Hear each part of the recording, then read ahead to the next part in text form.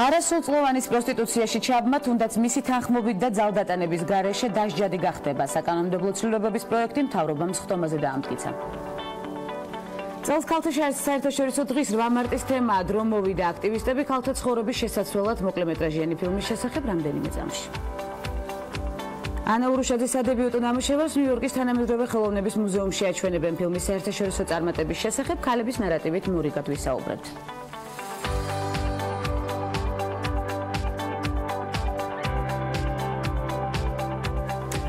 ანგელა მერკელი ხელოვნების ნიმუშად ლიონში შეშველი მერკელის სკულპტურა გამოფინეს. ამის შესახებ The Art Newspaper-ი უწყება. სკულპტურა გერმანიის კანცლერსა და მის ორ მეგობარს გამოსახავს ის იმ ფოტოგრაფიის მიხედვით შექმნეს, რომელიც თავისუფალი გერმანელი ახალგაზრდების კავშირში მერკელის ყოფნის დროს არის გადაღებული. სკულპტურა სახელწოდებით Is Beautiful მარმარილოსგან არის დამზადებული და მისი ავტორი ალჟირელი ხელოვნების მოღვაწე ადელ აბდესმედია. სკულპტურა ლიონში მოქანდაკის ლანტიტოდის გამოფენაზე 9 მარტიდან 8 ივლისამდე იქნება წარმოდგენილი. სანამ გამოფენას ვნახავდეთ და ხელოვნების ნიმუში დავტკბებოდეთ, დღევანდელი სტუმრების ვინაობას ავხადოთ ფარდა და დავიწყოთ ხუთშაბათის ნარატივი გილოცავთ 8 მარტს.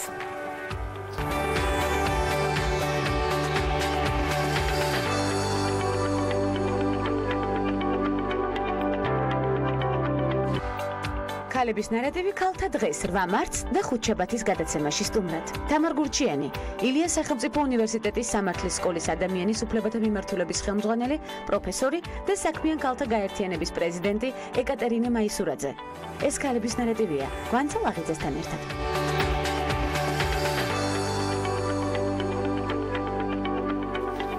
განსაზღვრული ინფორმაციით ვიწყებთ საქართველოში განვითარებული მოვლენების შესახებ საუბარს. ქალთა საერთაშორისო დღე ქალთა უფლებების, თანასწორობისა და სამართლიანობისთვის მიძღვნილი უპრეცედენტო გლობალური მოძრაობის პარალელურად აღინიშნება ქალთა მიმართ ძალადობა, დისკრიმინაცია და სექსუალური შევიწროება პრესის ყურადღებისა და საჯარო დისკურსის საგანი გახდა. რაც ცვლილებების განხორციელების მზარდი სურვილით არის გამოწვეული, ეს საოცრებოდ უნდა აღინიშნოს ამ დღესთან დაკავშირებით. მოკლემეტრაჟიანი ფილმი გამოვიდა სხვების მიერ შექმნილი შენ, რომელიც მიეძღვნა გენდერული სტერეოტიპების გავლენას ქალების ყოველდღიურ ცხოვრებაზე საქართველოში. ფილმის ავტორი და რეჟისორი ეკატერინე თაბაგარი გახლავთ, რომელმაც მეორე ადგილი მოიპოვა ქალთა საინფორმაციო ცენტრის ინიციატივითა და კოალიცია განათლება ყველასთვის საქართველოს მხარდაჭერით გამოცხადებულ კონკურსში. კონკურსი ქალთა უფლებებისა და გენდერული თანასწორობის საკითხებზე საზოგადოების ცნობიერების ამაღლებას, თემების აქტუალიზაციას ისახავდა მიზნად და ნამდვილად გვაქვს პრინციპში შედეგი სახეზე. ანა ურუშაძის სადებიუტო ნამუშევარს ნიუ-იორკის თანამედროვე ხელოვნების მუზეუმში აჩვენებენ. საშიში დედეს ამერიკული პრემიერა 47 საერთაშორისო კინოფესტივალის ახალი რეჟისორები, ახალი ფილმები ფარგლებში გაიმართება.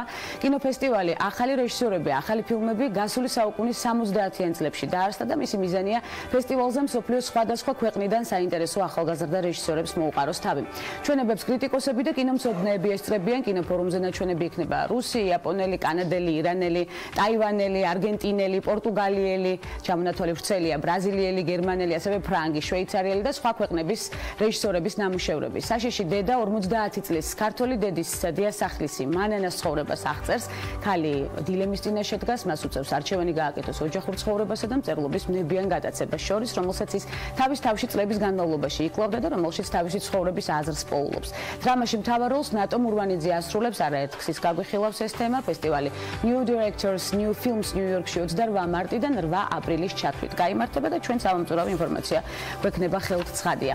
დოკუმენტურმა ფილმმა მზის ქალაქი, რომლის რეჟისორი ქართველი კინოხელოვანი რატიონელი გახლავთ, ხორვატიაში გამართულ საერთაშორისო ფესტივალზე წარმატებას მიაღწია. კინოსურათმა ფესტივალ ზაგრებ-დოკზე სპეციალური აღიარება მოიპოვა. ფილმი საქართველოს როგორც პოსტსაბჭოთა ქვეყნის ისტორიაზე მოგვითხრობს, სადაც ინდუსტრიული ქალაქის ჭიათურის აჩრდილი ჯერაც არსებობს. მისი გმირები უბრალო მოქალაქეები არიან, რომლებსაც ყოველდღიურად უწევთ მძიმე ყოფასთან ბრძოლა. მზის ქალაქი რატიონელის შემოქმედებაში პირველი სრულმეტრაჟიანი დოკუმენტური ფილმია სხვათა შორის. მისი პრემიერა 2017 წლის თებერვალში ბერლინის საერთაშორისო კინოფესტივალის ფარგლებში შედგა. ზაგრების დოკუმენტური ფილმების ფესტივალი წელს უკვე მე-14-ად გაიმართა და არც ეს გამოგრჩენია თვალთა ხედვიდან. მორდეშის შოურუმში წარდგენილი ქართველი დიზაინერების კოლექციებმა დიდი მოწონება დაიმსახურა სააგენტოს. აწარმოეს საქართველოში ცნობით შოურუმის ფარგლებში ქართულ ბრენდებს ცნობილი შემსყიდველები გაეცნენ. ამას გარდა ბრენდის წარმომადგენლებმა თუ დიზაინერებმა ბიზნეს კავშირების დამყარება შეძლეს, პოტენციურ დამკვეთებთან მოახდინეს წარმოებული პროდუქციის პოპულარიზაცია და დიდი ინტერესიდან გამომდინარე მოხდება პროდუქციის საერთაშორისო ბაზრებზეც რეალიზაცია, რაც ძალიან გვახარებს. ცხადია და არ გამოგრჩება ქალების ნარატივში მნიშვნელოვანი ინფორმაცია. შოურუმში 8 ქართველმა დიზაინერმა წარადგინა ბრენდები, ენდუო, ასევე დალოოდი, ანუკეით, ამნოიგოროყვა, ვაკობუკია, ბრენდლალო, ასევე მატერია თბილისი და LTD ლია ღონისძიება, რომელიც პარიზის მოდის კვირაულის ფარგლებში წელიწადში 4-ჯერ ტარდება, ერთ-ერთი ყველაზე მასშტაბურია და მსოფლიოს სხვადასხვა კუთხიდან დაახლოებით 100 კომპანიასა, 130 ცნობილ შემსხიდველს და პრესის წარმომადგენელს მასპინძლობს. ჩამონათვალი აქაც ვრცელია.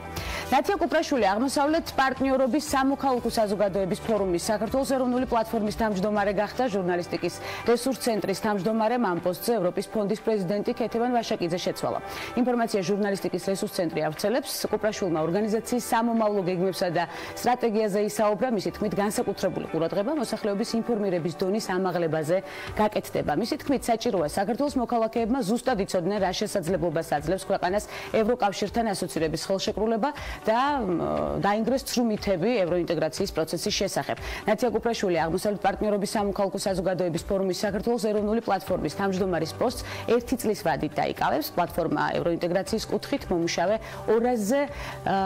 200-ზე მეტ ორგანიზაციას აერთიანებს. სუსტი ჩამონათვალი აქაც ვრცელია. ჩვენ აუცილებლად გავესაუბრებით მას უკვე სტუდიაში და სამომავლო გეგმებზე და სტრატეგიებზეც ჩამოვყალიბდებით. არასრულწლოვანი პროსტიტუციაში ჩაბმა, როგორც უკვე აღვნიშნეთ, თუნდაც მისი თანხმობით და ძალდატანების გარეშე დასჯადი გახდება. საკანონმდებლო ცვლილებების პროექტი მთავრობამ სხდომაზე დაამტკიცა.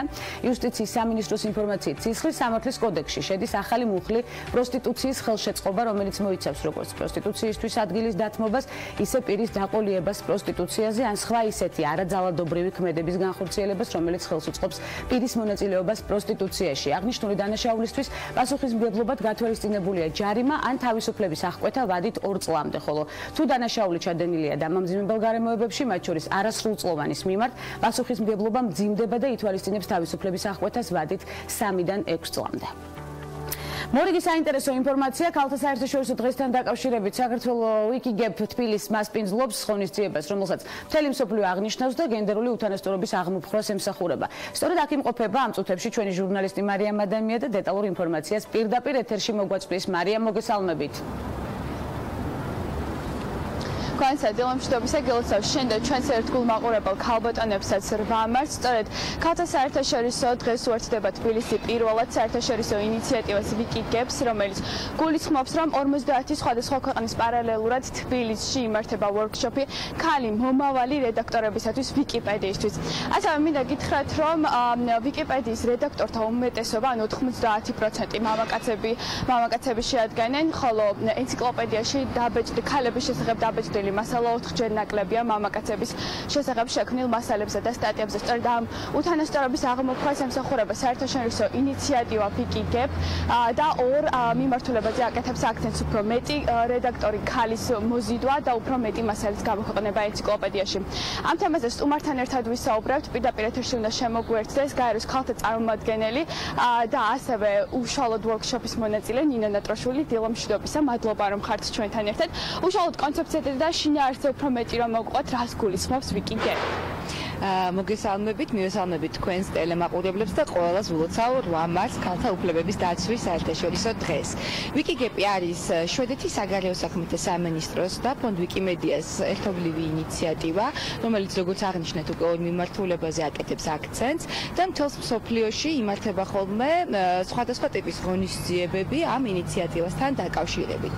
წელს პირველად საქართველოს უერთდება ამ ინიციატივას შვედეთის საელჩო საქართველოში გაეროს ქალთა ორგანიზაციის საქართველოს ოფისი და ქართული ვიკიპედიის ერთობლივი ინიციატივით გადაწყდა, რომ ჩატარებული იყო ვორკშოპი იმ ქალებისთვის, რომლებსაც სურთ, რომ გახდნენ ვიკიპედიას რედაქტორები. აქ საქმე იმაში არის, რომ ცოტა სპეციფიკური არის ვიკიპედიისთვის წერა, არ არის ესე ვთქვათ განსხვავებულ სპეციფიკას მოითხოვს და დღეს გადაწყვეტეთ, რომ ვიკიპედიის ადმინისტრატორი დაგხმარებოდა იმაში, რომ ქალებს, რომლებსაც რომელსაც სურთ რომ გახდნენ რედაქტორები, გაიგოთ უფრო მეტი იმ შესახებ, როგორ უნდა გახდნენ ვიკიპედიელები და როგორ უნდა წერონ კარგად ვიკიპედიისთვის. თქვენ ასევე როგორც ახსენი ხართ მონაწილე, ორი სიტყვით რომ გითხრათ, როგორ არის შესაძლებელი რომ წეროთ ვიკიპედიისთვის, როგორ უნდა გავხდეთ რედაქტორი ქალი? აი ველოდები ძალიან დიდი ინტერესით მეორე ნაწილს, იმისთვის რომ უფრო მეტი გავიგო ზუსტად ამის შესახებ. ყოველ შემთხვევაში მე ძალიან დიდი ენთუზიაზმით ჩავერთე და დიდი იმედი მაქვს რომ ჩემთან ერთად სხვა მონაწილეებიც გააგრძელებენ სამომავლოდ ვიკიპედიისთვის წერას. მთავარი არის სურვილი, როგორ უნდა გავხდეთ თქვენს კითხვას რომ უპასუხო, იმიტომ რომ ვიკიპედია თავიდან ბოლომდე არის აწყობილი მოხალისეობრივ საწყისებზე და თავიდან ბოლომდე არის დამოკიდებული იმაზე, თუ რამდენად აქტიურები იქნებიან ადამიანები და მთავარია რომ გქონდეს სურვილი და მე უკვე ცოტა მონდომებაც არის ალბათ საჭირო იმისთვის რომ ცოტა მეტი გავიგოთ როგორი უნდა იყოს ვიკიპედიის სტატია. აქ მთავარი პრინციპი არის ის რომ უნდა იყოს ენციკლოპედიისთვის დაწერილი და ენციკლოპედიის სტილს მორგებული. თუმცა მგონია რომ დღევანდელი დღის შემდეგ ძალიან ბევრი გოგო ჩაერთვება ამ ინიციატივაში და ძალიან ბევრს გაუჩნდება სურვილი რომ წეროს ვიკიპედიისთვის და რაც მთავარია წეროს ქალებზეც, იმიტომ რომ ქართულ ვიკიპედიასაც აკლია ძალიან ბევრი მასალა, ძალიან ბევრი ღვაწლმოსილი ქალის ბიოგრაფია არ არის შეტანილი სამწუხაროდ ჯერჯერობით. თქვენ ვიზიაპირებთ დაწერას ვიკიპედიის ენციკლოპედია? კი მე სტატია როგორც კი ვთქვათ მომინდა რომ ჩართულიყავ ამ ინიციატივაში, პრინციპში უკონკურენტოდ და უალტერნატივოდ განვიხილე იულია ფაილოზის კანდიდატურა. იულია ფაილოზე იყო პირველი ქართველი მეზღვაური ქალი, რომელიც შორეულ ნაოსნობაში ცურავდა და ლამის კაპიტანი გახდა, რომ არა ბრძანება რომ გამოიწვიოთ ქალები საზღვაო სამსახურიდან, ის აუცილებლად გახდებოდა კაპიტანი. ძალიან დიდი მადლობა. წარმატებებს გისურვებთ. მე მაყურებელს შევახსენებ, რომ დღეს თბილისი პირველად უერთდება საერთაშორისო ინიციატივას ვიკიგებს და იმედი მაქვს, რომ დღევანდელი დღის მერე უფრო მეტი ქალი ჩაერთვება როგორც რედაქტორობის მიმართულებით, ასევე მათზე უფრო მეტი ქალბატონებზე უფრო მეტი ინფორმაცია დაიწერება ვიკიპედიის ენციკლოპედიაში. მარიამ, ძალიან მოვიხიბლე სტუმრის, რომელსაც აუცილებლად დავპატიჟებ სტუდიაში უკვე სტატიის დაწერის შემდეგ შედეგებს ერთად შევაჯამებთ. უღრმესი მადლობა საინტერესო ჩართვისთვის და თემისთვის. 8 მარტის ნარატივი გრძელდება და მორიგი აქტუალური თემა საინტერესო სტუმართან ერთად რამდენიმე წამში განვიხილოთ და გველოდით.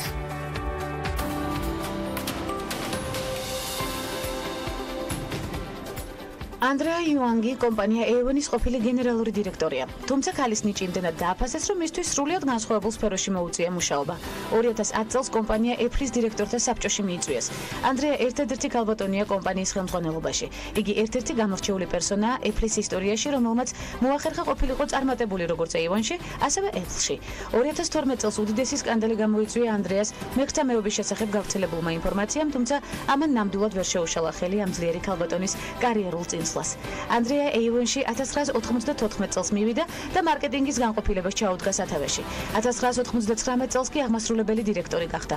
კომპანიის ამჟამინდელი წარმატებები სწორედ ანდრეას დამსახურებაა.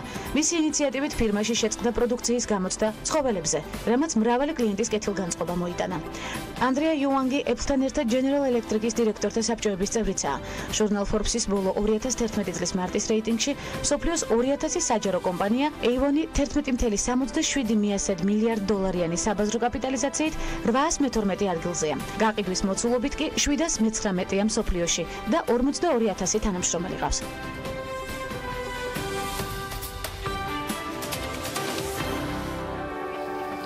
ქალთა ისტორიის თვე ყოველწლიურად აღინიშნება მსოფლიოს სხვადასხვა ქვეყანაში. ილიას სახელმწიფო უნივერსიტეტის სამართლის სკოლის ადამიანის უფლებათა მიმართულება, აღმოსავლეთ-დასავლეთის მართვის ინსტიტუტი პროგრამასთან კანონის უზენაესობის მხარდაჭერა საქართველოში თანამშრომლობით მარტში ტრადიციულად ქალთა ისტორიის თვის აღნიშვნით უერთდება.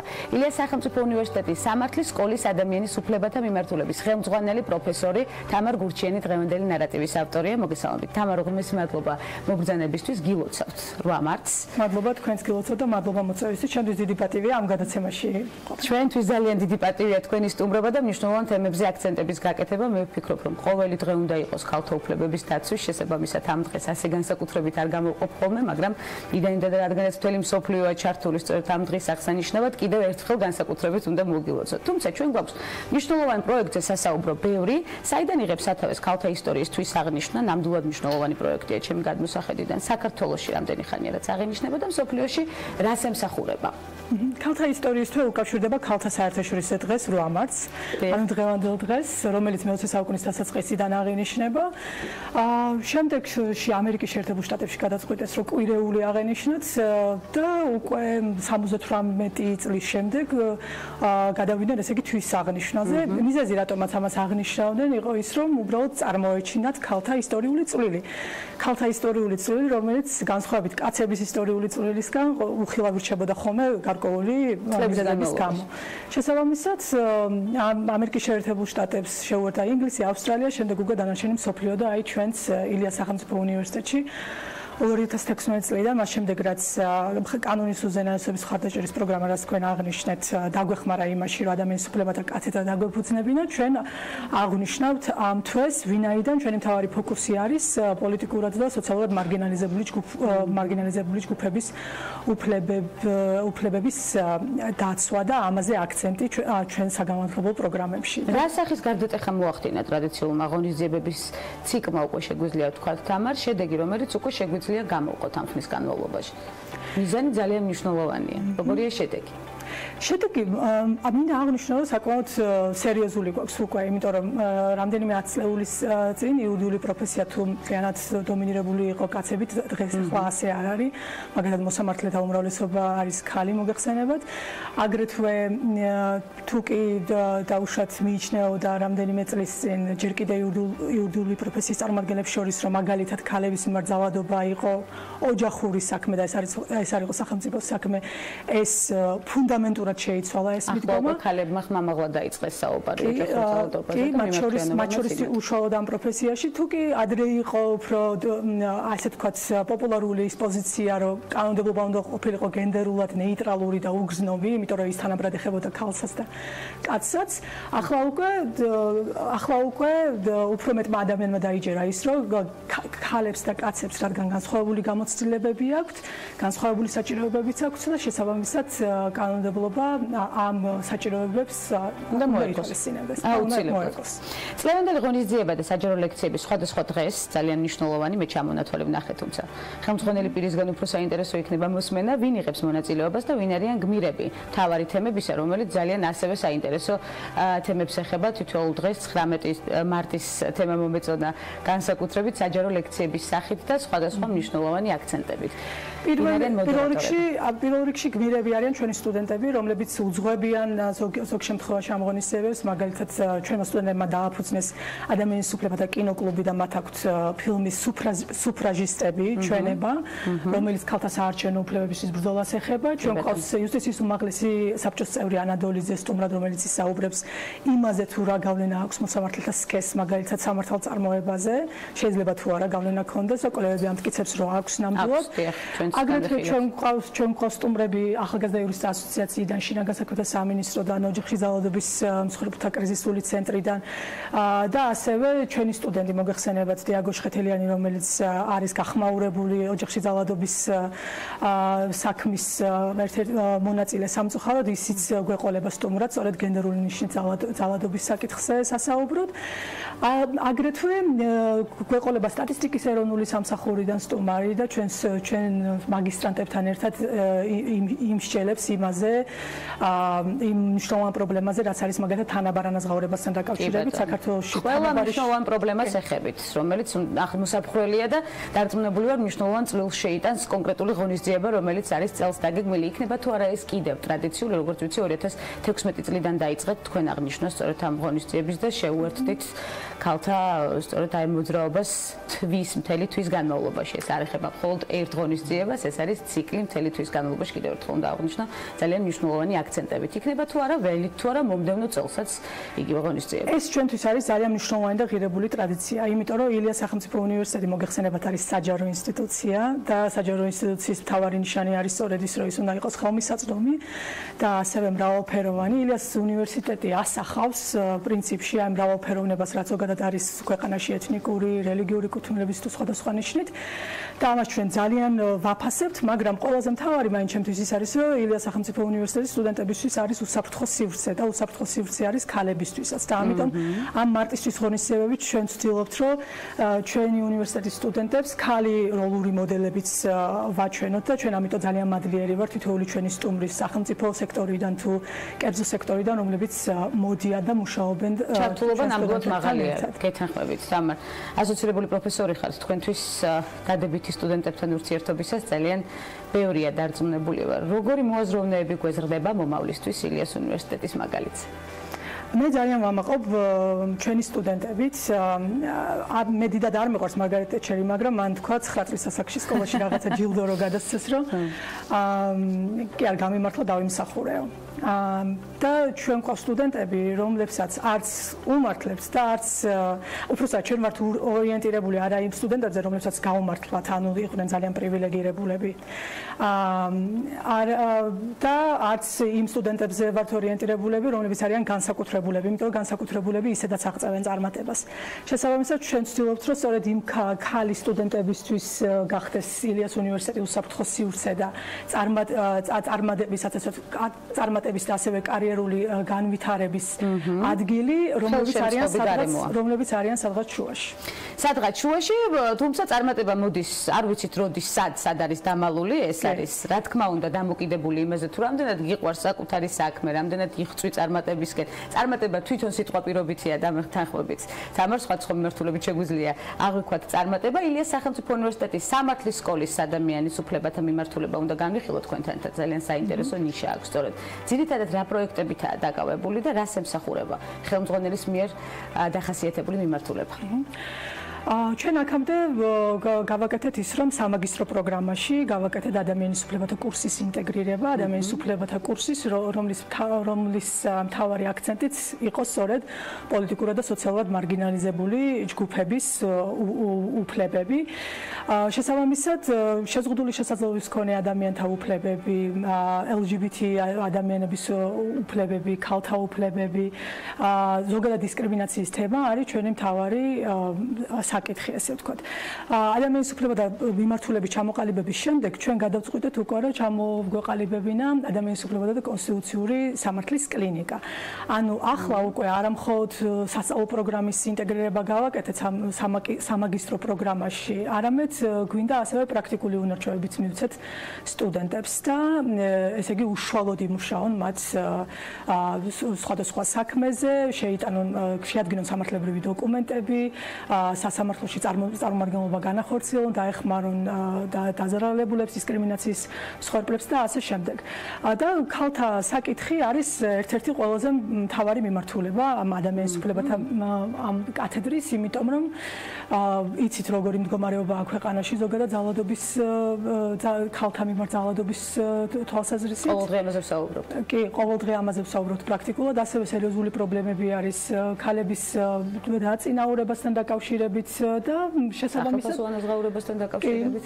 ჩამონათვალი აქაც ვრცელია. კი ბატონო, და ჩვენ უშუალო შეხებაც სამწუხაროდ გქონდა ამ პრობლემასთან, იმიტომ რომ ჩვენი უნივერსიტეტის ლექტორი იყო ფემიციდის მსხვერპლი 2014 წელს და ახლა უკვე ჩვენი მეოთხე კურსის სტუდენტი დიაგო შხეთელიანი გახდა ოჯახში ძალადობის მსხვერპლი. შესაბამისად, ჩვენ ვფიქრობთ, რომ ადამიანის უფლებათა კლინიკა არათუ სასურველია, რომ შევთავაზოთ ჩვენ სტუდენტებს როგორც პრაქტიკული, ასე ვთქვათ, გამოცდილების მიღების საშუალება, არამედ ადამიანის უფლებათა კლინიკა მნიშვნელოვან წვლილსაც შეიტანს იმაში, რომ დავეხმაროთ იმ ხალხს, ვისაც ყველაზე მეტად ჭირდება იურიდიული დახმარება. ძალიან მნიშვნელოვან თემებს ეხებით. თამარ, ეს იმას ნიშნავს, რომ არაერთხელ უნდა გახდეთ ქალების ნარატივის სტუმარი, თქვენ საერთაშორისო ორგანიზაციებში მუშაობის გამოცდილებაც გაქვთ, მაგალითების გაზიარება საქართველოზე მორგებულ რეალობაში აუცილებლად ესეც უნდა განვიხილოთ. მომდევნო გადაცემებში და ის მნიშვნელოვანი თითოეული თემა უნდა ჩავშალოთ ყოველ გადაცემაში. ამისთვის ერთი ინტერვიუ არ გვეყოფა. მე გეპატიჟებით კვლავ, თუ რა თქმა უნდა, კომფორტულად იგრძენით თავის ჩვენთან. უღრმესი მადლობა მობრძანებისთვის, მნიშვნელოვანი აქცენტებისთვის. თამარ გურჩიანი, ილიას სახელმწიფო უნივერსიტეტის სამართლის სკოლის ადამიანის უფლებათა მიმართულების ხელმძღვანელი, პროფესორი, სტუმრობდა გადაცემას ქალების ნარატივი. მცირე სარეკლამო ბლოკის შემდეგ უკვე უცხოეთში განვითარებული მოვლენებით ვრუნდებით მორიგ საინტერესო სტუმართან ერთად და კიდევ საინტერესო და აქტუალურ თემებზე სასაუბროდ დაგველოდით.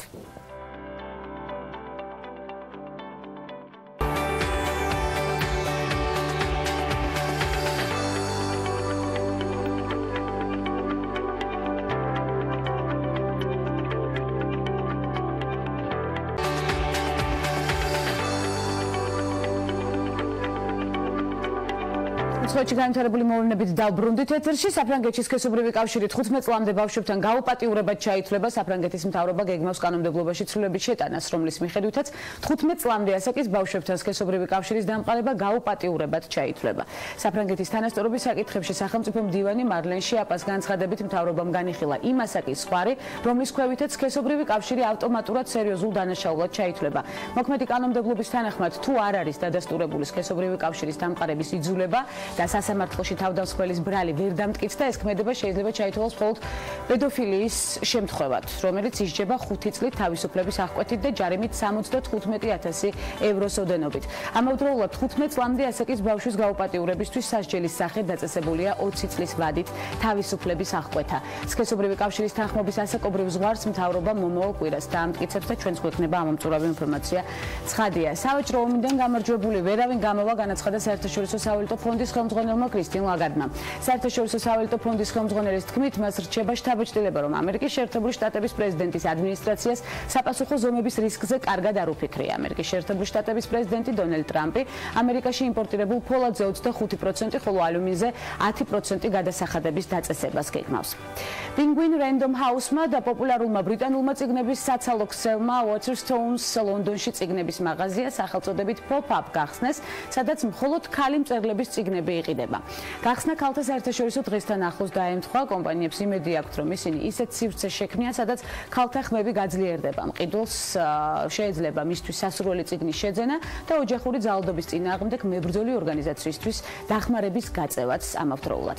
ეგვიპტეში, კაიროში მინი ავტობუსს პირველად ქალი მძღოლი მართავს, ობდუამ მძღოლობა მას შემდეგ გადაწყვიტა, რაც მეუღლე გარდაეცვალა, ინფორმაციას BBC ავრცელებს. მიყვარს ჩემი საქმე, შვილები რომ მერჩინა, გადავწყვიტე ამ საქმისთვის მომეკიდა ხელი, ამბობს ქალი. აქამდე მას არასდროს უმართავს ავტობუსი, კომპანიაში რამდენჯერმე მისვლის შემდეგ მას მისცეს უფლება ესწავლა ავტობუსის მართვა და საბოლოოდ დაასაქმეს კიდეც. ამან კი ზოგიერთი კაცი თანამშრომლის უკმაყოფილებაც გამოიწვია. საუდის არაბეთის, სპარსეთის ყურეში და წითელი ზღვის სანაპიროზე ტურისტული ცენტრების შექმნას აპირებს. ქვეყანაში იმედოვნებენ, რომ 2030 წლიდან ყოველწლიურად 30 მილიონ ტურისტს მიიღებენ. გავრცელებული ცნობით, წითელ ზღვაში მდებარე კუნძულების კურორტებად გარდაქმნა იგეგმება, სადაც სამეფოს კონსერვატიული კანონები არ გავრცელდება. ტურისტული ვიზების გაცემა 2018 წლის 1 აპრილიდან დაიწყება. ქვეყნის ისტორიაში პირველად ქალები, რომელთა ასაკი 25 წელს აღემატება, 30 დღიანი ტურისტული ვიზის მიღებას მეურვის თანხლების გარეშე შეძლებენ. ამ დრომდე საუდის არაბეთი ვიცით, რომ ვიზებს სამუშაო ვიზიტებისთვის, ოჯახის მოსანახულებლად და პილიგრიმებისთვის გასცემდა, ხოლო ქალებს ვიზის მისაღებად მეურვე კაცის თანხმობა და თანხლება სჭირდებოდა. ინდური საიუველირო ბრენდი PC Chandra Jewels სქესობრივი ნიშნით დისკრიმინაციის აღმოსაფხრელად ინდოელ ქალებს მოუწოდებს, რომ ქალთა საერთაშორისო დღე 8 მარტი არ აღნიშნონ. მან ყურადღება გაამახვილა, რომ ქალთა დღე ყოველ დღე იზეიმონ, კამპანიის საფუძველზე ქალები გენდერული სტერეოტიპების სიაში ადგინეს, რომელსაც ბავშვობიდან ახლოს იცნობენ. კომპანია ქალთა დღის ბოიკოტისკენ მოუწოდებს, არ ვიცი როგორ განვითარდება დღეს მოვლენები, ამაზე უკვე ხვალ ვისაუბროთ, როგორც კომპანიაში განმარტავენ, ისინი ქალთა საერთაშორისო დღის წინააღმდეგები კი არ არიან, არამედ იმ იდეისა, რომ ქალთა დღეს წელიწადში ერთხელ აღნიშნავენ. ყოველ დღე უნდა იყოს ქალთა დღე, რადგან ქალების გარეშე სოფლიო არასრული იქნება, აცხადებენ საიუველირო კომპანიაში. რაღაცილად ვეთანხმები პრინციპში ამ კამპანიას. დაწესებულება, სადაც მომუშავე პერსონალის 57%-ს ქალები წარმოადგენენ და 7 დეპარტამენტიდან 5-ის მმართველად ასევე ქალია დანიშნული. ეს საგამოფენო ცენტრი ექსპო ჯორჯია გახლავთ, რომელიც წლის განმავლობაში უამრავ გამოფენასა და ღონისძიებას მასპინძლობს. მასპინძლებზე დეტალები მარიამ ადამიანის სიუჟეტში ვნახოთ. ჩვენ ახლა ვიმყოფებით საგამოფენო ცენტრ ექსპო ჯორჯიაში. ცხადია, ეს სივრცე მხოლოდ ქალბატონებისათვის არ არის განკუთვნილი, თუმცა აქ გამართული ღონისძიების უმრავლესობას სწორედაც რომ ქალბატონები გეგმავენ, აქ მაღალი მენეჯერული პოზიციიდან დაწყებული მზარეულამდე დამთავრებული უმრავლესობას სწორედაც რომ ქალბატონები წარმოადგენენ.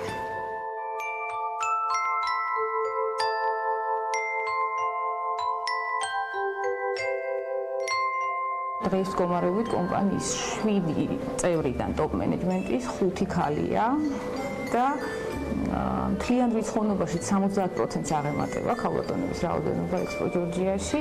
სქესობრივი ნიშნით არაფერი დამატებითი კომპონენტი არ შემოდის. ანუ მე ხედავ ამას ასე, რომ ამ კომპანიაში იყო ქალი ფინანსური მენეჯერი, არის ზუსტად ნიშნავს ზუსტად იგივეს, რასაც ნიშნავს ალბათ იყო კაცი ფინანსური მენეჯერი, ანუ ყველაზე უფრო დასაფასებელი ამ კონკრეტულ შემთხვევაში არის აბსოლუტური ნულოვანი დიფერენციაცია ამასთან დაკავშირებით, რომ ეს ფაქტორი წინა პლანზე როგორც ასეთი არ არის და მე ვეცადე მეთქვა ზუსტად აი ის, რომ არაფერი დამატებით დასამტკიცებელი, როგორც ასეთი ამ კომპანიაში აქედან გამომდინარე არ გაქვს. და შესაბამისად, როდესაც ხარ ქალი ფინანსური დირექტორი, ეს ნიშნავს როგორც ყველასთვის განუზომლად მაღალ აზარტს, რომელსაც ფინანსური მენეჯმენტი გაძლევს და ამის პარალელურად მეორეს მხრივ ქრონიკულად თავმდელ მაღალ პასუხისმგებლობას, რომელსაც ვერასოდეს ვერ გაექცევი.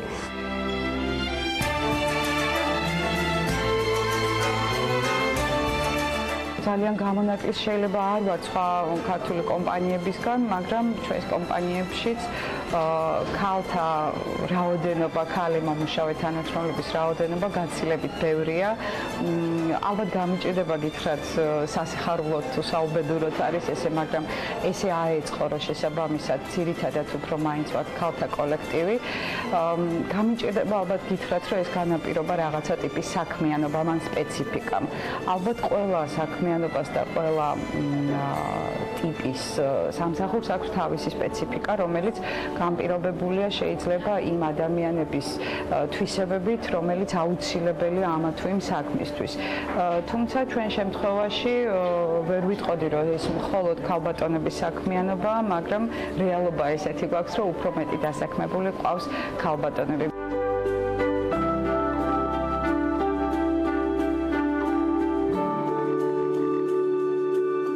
საერთოდ დღევანდელ დღეს მე მგონი მამაკაცი, კარგი მამაკაცი კადრის შეურულებლად უფრო რთული არის ვიდრე ქალის. ალბათ ამანაც განაპირობა ის, რომ უმეტესობა ვართ აკომპლექტებული ქალებისგან, მაგალითად ჩვენი დეპარტამენტიც არის 5-6 ადამიანისგან შედგება და მხოლოდ ერთი ბიჭი არის, დანარჩენი უკოგოები ვართ. მოვალეობაში შედის გამოფენების ცენტრი ექსპო ჯორჯიას პიარის საზოგადოებისთვის მიწვენა რა საქმიანობას აკეთებს გამოფენების ცენტრი ექსპო ჯორჯია. მე ვარ ძალიან იღბლიანი, რადგან მე თვითონ მომწონს ის სივრცე, რა სივრცეშიც მე ვმუშაობ. მე ვფიქრობ, რომ ეს არის უნიშნელოვანესი ფაქტორი, როდესაც შენ უბრალოდ შენი ანაზღაურებისთვის კი არ აკეთებ საქმეს, არამედ შენ ზუსტად იცი, რამხელა დატვირთვა აქვს ამ ექსპო ჯორჯიას სივრცეთ მთლიანად ქალაქის ფუნქციონირებაში და აგრეთვე ქვეყნის წინსვლაში.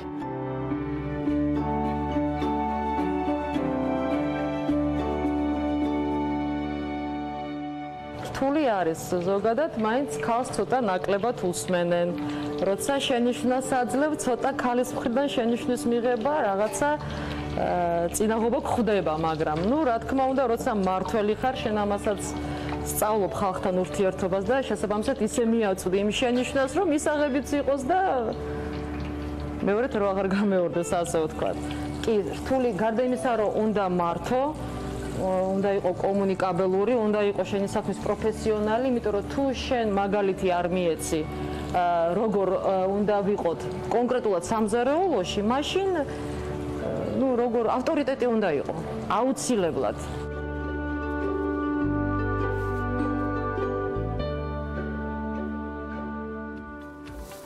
საქმიან ქალთა გაერთიანების არსებობიდან ბევრი საინტერესო ღონისძიება გვახსენებს თავს, სამომავლო გეგმა და შედეგიც ბევრია. საქმიან ქალთა გაერთიანების პრეზიდენტი ეკატერინე მაისურაძე კი კვლავ მზადაა ქალების ნარატივში მორიგი პრაგმატული ნაბიჯებით გაერთიანდეს. უღმესი მადლობა ეკა მობრძანებისთვის, გადაცემაში ქალების ნარატივი ყოველთვის გვახარებს თქვენი სტუმრობა. მე კიდევ ერთ რეგალიას დავამატებდი თამამად, მსოფლიო ელჩს გიწოდებდი პირდაპირ ეთერში, ასე უხუმრობთ ეთერს გარეთაც ძალიან ბევრი მეგობარი თუ თანამშრომელი გეძახით, იმიტომ რომ აერთიანებთ სხვადასხვა ქვეყანას, სხვადასხვა ტრადიციული მიმართულებებით, სხვადასხვა ბიზნეს აქტივობებით და ჩვენ სწორედ ამაზე ვისაუბრებთ ახლა. ერთ-ერთი ვიზიტი საქმიან ქალთა გაერთიანების პრეზიდენტი, როგორც უკვე აღნიშნეთ, ლიბანის ერთ-ერთი ყველაზე გავლენიანი ქალბატონის რანდაბერის მიწვევით ბეირუთს ესტუმრა. ეს თემა რამდენიმე დღის წინ განვიხილეთ, ერთ-ერთი მთავარი თემა იყო ქალების ნარატივისთვის. რა შესაძლებლობები დაიბადა და რამდენად ნაყოფიერი გამოდგა ვიზიტი? მოგესალმები გვანცა გილოცავთ 8 მარტს მივესალმები მაყურებელს. რაც შეეხება ჩემ ვიზიტს ლიბანში, ეს იყო საკმაოდ დატვირთული და ამავდროულად საკმაოდ საინტერესო, როცა ხვდები ქვეყნის ყველაზე გავლენიან ქალბატონს, იქ რა თქმა უნდა თავის პასუხისმგებლობებიც გაქვს. და იყო რა თქმა უნდა ძალიან საინტერესო. დავიწყებ იქიდან, რომ ეს ქალბატონი არის სამი რეაბილიტაციის ცენტრის მეპატრონე, ამავდროულად მას აქვს უნივერსიტეტი. ჩვენი საუბარი მიმდინარეობდა როგორც განათლების კუთხით, ასევე სამედიცინო მიმართულებით. ჩემთვის ორივე სფერო ძალიან ახლოს არის, რადგან პროფესიით ვარ ექიმი და ჩემი საქმიანობის ძირითადი გამოცდილება მაინც განათლების სისტემას ეხება. საუბარიც საკმაოდ საინტერესო წარიმართა დამათვალიერებინა თავისი ცენტრი, რომელიც 23,000 კვადრატულზეა არის აშენებული. უდიდესი ცენტრია, დაწყებული ორსულების გამოკვლევებით, დამთავრებული შეშემე პირების დასაქმებით. ქალს აქვს შექმნილი პატარა ქალაქი, ყველაფერია იქ, თავის საკონცერტო დარბაზი, გამოკვლევა, სწავლება, პროფესიული სასწავლებელი. ნამდვილად ოცნებად მაქვს უკვე რომ მეც რომ მომეცე შესაძლებლობა აუცილებლად გადმოვიტანდი მსგავს ცენტრს აუცილებლად გავაკეთებდი ჩვენ ქვეყანაშიც ესეთი რამე ნამდვილად უნდა არსებობდეს და ეკა დროშა აფრიალეთ ლიბანში ქართული დროშა აკლდა იქ აფრიალებულ დროშებს შორის და თქვენ თავად ჩაიტანეთ ლიბანში როგორც იცი არაერთ გზის გაგიკეთებიათ ასეთი რამ სწორედ საქართველოს სახელის საზღვრებს გარეთ გატანისთვის და იმ მნიშვნელოვანი აქცენტებისთვის, რომელსაც უკვე პრინციპში შედეგიანად ვამყარებთ მსოფლიოში და სულ ახლახანს გქონდათ ერთი ვიზიტი, ძალიან მალე მეორე ვიზიტი, გაქვთ დაგეგმილი ავსტრალიაში, ამასაც აუცილებლად შევეხებით. თუმცა, როდის ველოდებით უკვე სტუმარს, რომელიც მოიწვიეთ საქართველოში, პირველი დისკურსის პრობლემაზეც ახლა საუბრობდით და რა ღონისძიებებით ვემზადებით მის შესახებ.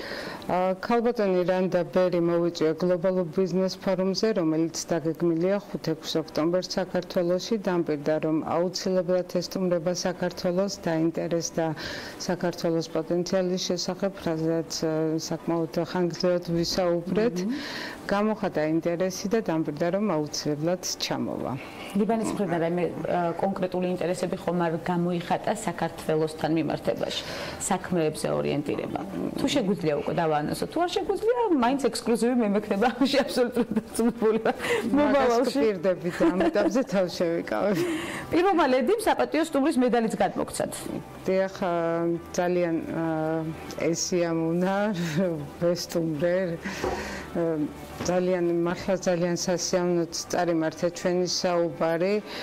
შემდეგ დამპატიჟა თავის სასახლეში სადილზე და იქ დავმეგობრდით. და საქართველოს-ლიბანის ძალიან მნიშვნელოვანი აქცენტებით იქაც დაისმებოდა დარწმუნებული ვარ უკვე არაფორმალურ გარემოში. თავისთავად კი იქაც ჯერ გქონდა საუბარი. საიდუმლოდ ვინახავთ. კურორტებს შევეხეთ, მახსოვს საინტერესო პროექტი ახალასთან დაკავშირებით.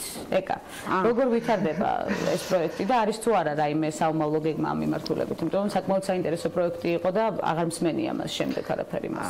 ჩვენ ჩემი საქმიანობის ერთ-ერთი მიმართულება არის სამედიცინო ტურიზმი. გამომდინარე აქედან ჩემთვის ძალიან საინტერესო სფეროა იგივე კურორტების თემაც. ეკონომიკის სამინისტროს საიტზე დავათვალიერე რა შესაძლებლობები ქონდა რომ გაგვეხორციელებინა და შემხვდა 50 ქონება შენი სასტუმროსთვის. დავათვალიერე ეს შემოთავაზება და შევაჩერე ყურადღება ახტალაზე. ახტალა ძალიან საინტერესო აღმოჩნდა თავისი ტალახით, ეს ჩვენ ბავშვობაშიც ბევრჯერ გვსმენია. სასარგებლო თვისებებით დიახ და ბევრი ადამიანი სტუმრობდა სამკურნალოდ სხვადასხვა ქვეყნებიდან.